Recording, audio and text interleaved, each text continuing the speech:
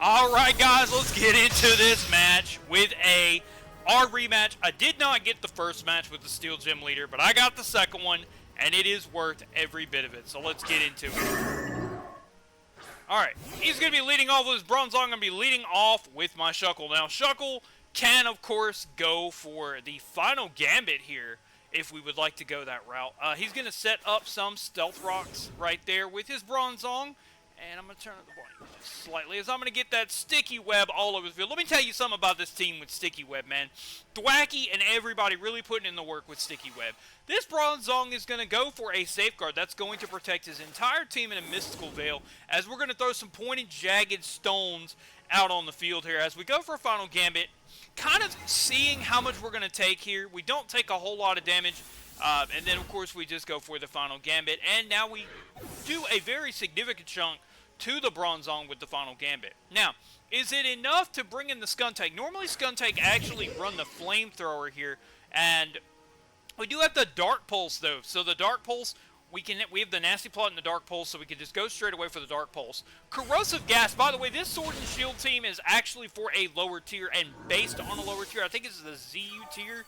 The team that I built this with around Skuntank and Grassy Terrain Swords, Dancing Violet, Thwacky, and some other really cool Pokemon. But it is really cool to see it, you know, in the fray of all the overused and Uber's threats and legendaries out there. It just really is a big difference there.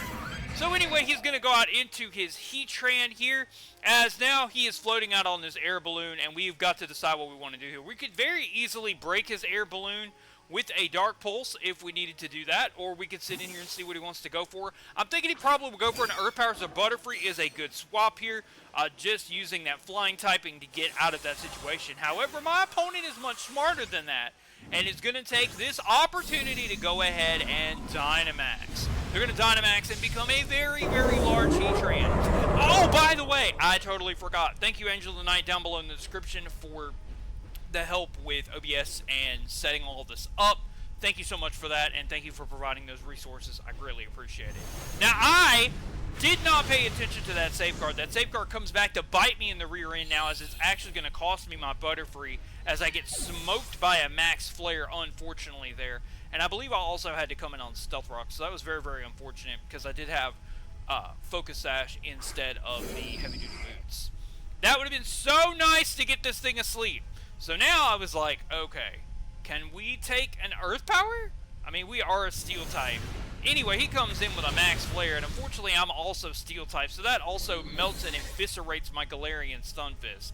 And you're like, Roger, what are you gonna do to this Dynamax Heatran? This thing is running train on your team. And I was like, you know what? Running train, Dynamax, Heat. You know what? Let's turn this around. This isn't a total washout. We can actually go for our own Dynamax here. After we go for the workup, we're going to be able to take whatever attack this Heatran goes for, because this Heatran is no longer Dynamax. So we can now take whatever it goes for. Being the Earth Power, we do take it pretty well. And what's going to happen here is now we have got that workup, and we have got Max Geyser. So not only can we now set up our weather in our advantage, we also can now take these Max Flares much better.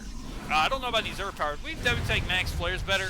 If we are going to be able to take an Earth Power, this is going to be the way to do it, so that we are going to be able to... no, never mind. Just kidding. We're only at 78 health, so I don't think we're going to be taking any Earth Powers.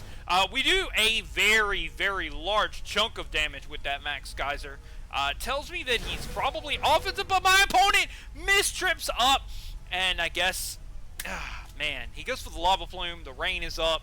Got some good, very nice natural bulk. We take that. And another Max Geyser ends this Dynamax Heatran's life. That thing is done and over with. That is so nice that we have that workup and we still have another turn of Dynamax. I don't think multi-attack is Max Lightning, just because I don't think it actually calculates the particular type effectiveness with multi-attacks. I think it's actually Max Strike. However, Max Strike can lower speed, and it's also boosted by those workups. So that's also still going to be very, very beneficial for us. As my opponent brings out this Zacian Crown, which would be a problem, except we have Sticky Web up, ladies and gentlemen, and a workup to boot, and we have one more turn of Dynamax, and we are going to take complete advantage of it. Because not only would we have to not worry about it if Heatran was already not Dynamax. But Zacian is one of the unfortunate Pokemon that cannot Dynamax. And right here, ladies and gentlemen, we are going to take Zacian to the brink of death at the cost of our Silvally. And let me tell you, it's worth it. It's worth it for a couple of reasons, because we have the Skuntank to use Aftermath. We also have Thwacky. I mean, we've got threats among threats right now. So we're going to go into Thwacky here. Remember, we do have that sticky web up on our side of the field, and we can take Sacred Sword really well.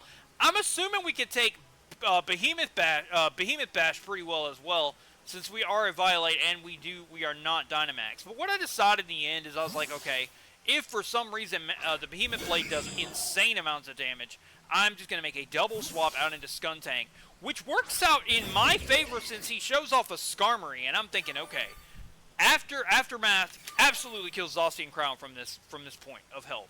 And we could just set up all over this thing. This Skarmory cannot do anything to us other than Whirlwind us out or Roar us out or what have you. It can't do anything else. I mean, you can set up some spikes. You can do a couple of things. But, like, offensively, I'm not scared of this thing. However, he should be very scared of Nasty Plot. My opponent goes for the Rock Tomb on the Skarmory. I did not expect that at all. Skarmory, of course, is not affected by the Sticky Web since he is in the air. However, that +2 Nasty Plot is a big deal, and we're going to see it come through here in just a moment. So in comes this Dark Pulse right here at +2. We're going to see how much damage it does. And let me tell you, this thing, it does not look like a stinker, that's for sure. It definitely is pulling its weight, taking out the Skarmory, and bringing Zacian to the point of Aftermath KO. Now, looking at other Pokemon on my opponent's side of the field, he has Scizor, and I do not have Flamethrower on Skuntank. If I had the Flamethrower on the Skuntank, this would be a very big deal, because not only could I take out the Zacian Crown from this point. Now, he went for the Rock Tomb knowing that we had the Sticky Web on the field, and that makes a big difference, too, because that's the only reason this Zacian is able to outspeed me.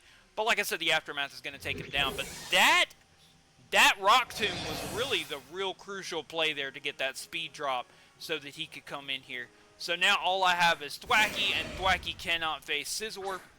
And I forget what his last mon was. You can leave it in the comment section down below. Thank you guys so much, for that amazing Steel Gym Leader battle. It was much closer than the very first one we had. Thank you very much. We got it down to the last two Pokemon, and a couple really big mishaps on my my plays, not counting the Safeguard, just wasting an entire turn there. The Dual Wing Beat comes through. The Technician Dual Wing Beat is enough to get through my Eviolite defenses, and that is enough to cost me the battle. Thank you guys so much for watching, and I'll see you in the very next video. Thanks again for Angel of the Night, and hey, Facecam, let me know what you think. Drop it in the comment section down below, and I'll see you guys next time. Take care. Peace.